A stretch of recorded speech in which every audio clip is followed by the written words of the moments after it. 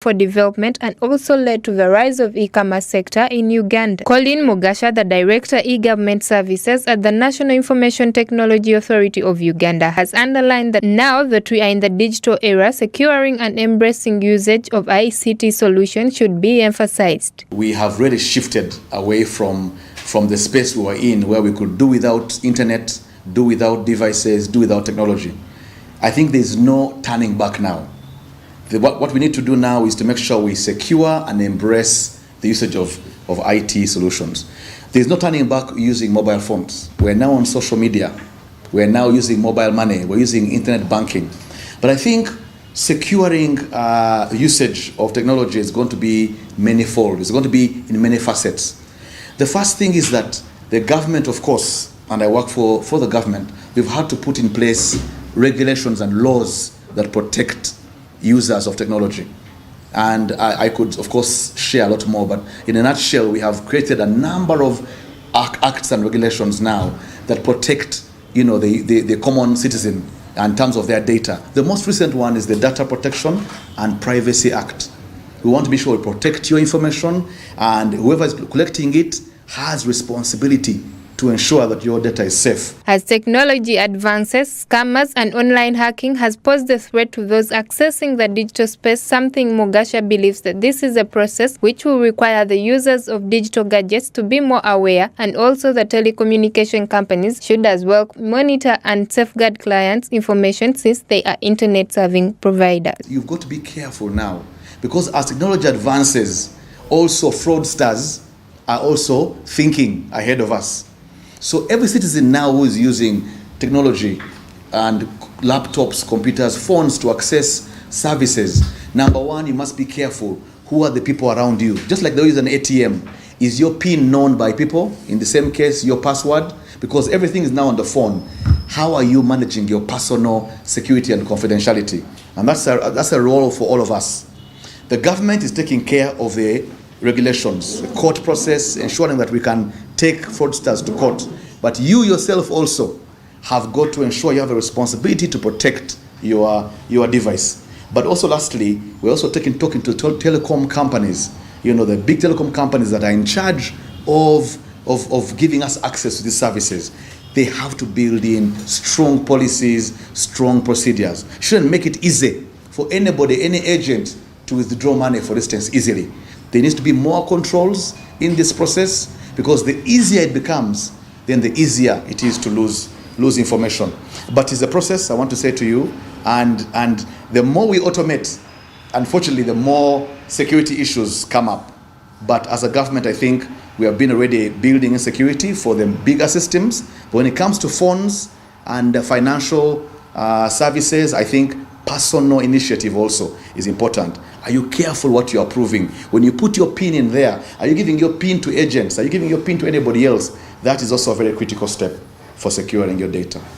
In an effort to provide a legal framework to deal with cybercrime and provide for secure electronic transactions, the government developed an enacted suite of cyber laws which include the Computer Misuse Act 2011, the Electronic Signatures Act 2011, and the Electronic Transactions Act 2011.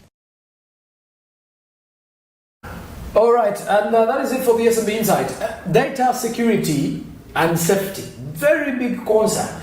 I believe the reason as to why most people have passwords in their phones or smartphones is because they're securing certain secrets and all that. Or business, call it money. That is the same reason as to why telecommunication companies, speak of MT in Uganda, will send you messages on your SMS telling you to safeguard that PIN of yours, and not to just answer or reply to any number that calls you saying it's coming in from the customer care. So a lot is coming in from there. But safety and security comes both ways. How? Two-way traffic. If you are the user, it is part of you to make sure that you safeguard your information, because first, it's your money, it's your business, it is sensitive information you're storing on however small your phone may be, but you're supposed to safeguard it. And when it comes to the business, there's a lot that happens even when you look at people who are website developers, having your website set aside for your business. You put in there, you organize these catalogs and all that. if we can use a more relevant example, people who use WhatsApp business, sometimes I get surprised by someone opening up a WhatsApp business and using it to post memes.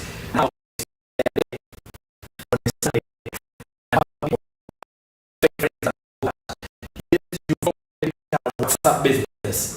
I expect you to be, using it to market, and the numbers that you're getting should be at least out of the 100 contacts that you have with your WhatsApp business, at least 10 of them are going to be possible clients. Because once you open up your WhatsApp business and it becomes it becomes a private account or it becomes a public account for just friendship goals, then you may not be making the money. Now, driving it back to internet data and security, if you have to look at some of the numbers that have come up through back in the time, if we were to draw back a little bit, recently the police with Nita Uganda were actually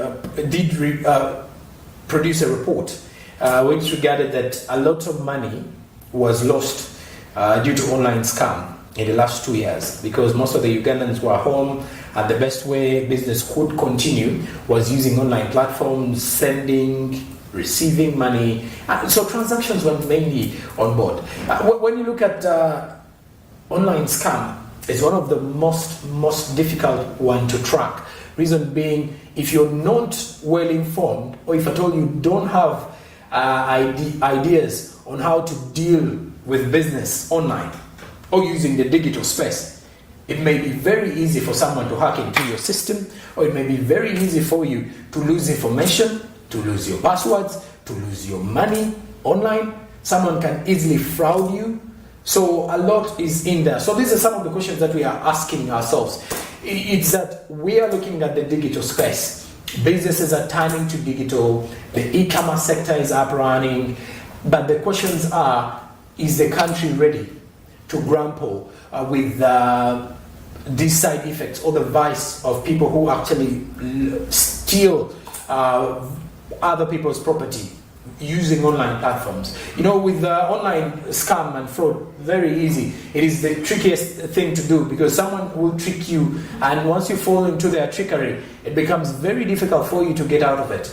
And in the long run, you get to realize it after you've lost a lot.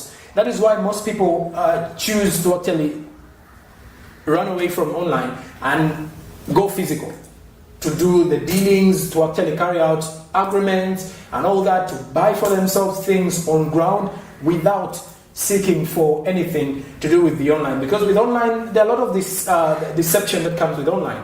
And we can all agree and accept that online platforms are always there, making life easier. Because with the internet and e-services and all that, it is easier to actually transfer funds and all that. It limits that time wasting of going from area to area. Even when you're in Kenya, Uganda, Zanzibar, you want to buy something, you can buy it. But then transfer of money is the challenge there. Information and all that. So securing the internet, securing the digital space, securing the electronic sector is very vital, and it's going to be a collective term, and it will take a long journey, but it entails almost you, the user.